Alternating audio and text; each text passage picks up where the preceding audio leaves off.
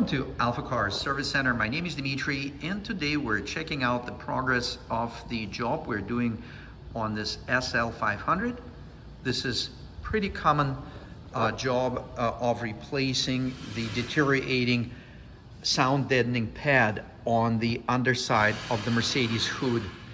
So yeah, you see those used pretty much from late 60s, early 70s, 80s, and certainly in the later model cars.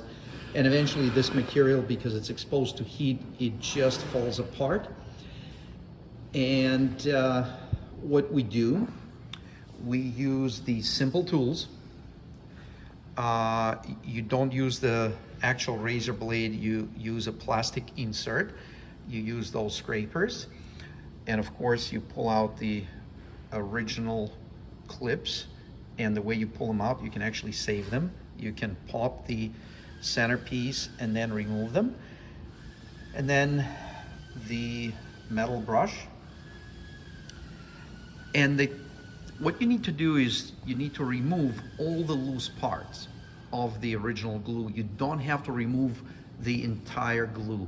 The glue, you can use this glue as actually additional help to stick the new one, because this glue in places stays very, very strong. It's a factory glue. So as long as we clean it up and remove all the loose material, we're fine. And then we would use adhesive. We're using Permatex for this one. There are 3 or 4 different options that we know work very well. This one is good. And then of course, you're gonna have to have a new pad. And one important thing is, before we install it, you need to make sure it's absolutely flat. So we're gonna put it under a little bit of weight on the cardboard and flatten it out before we secure it with the new adhesive.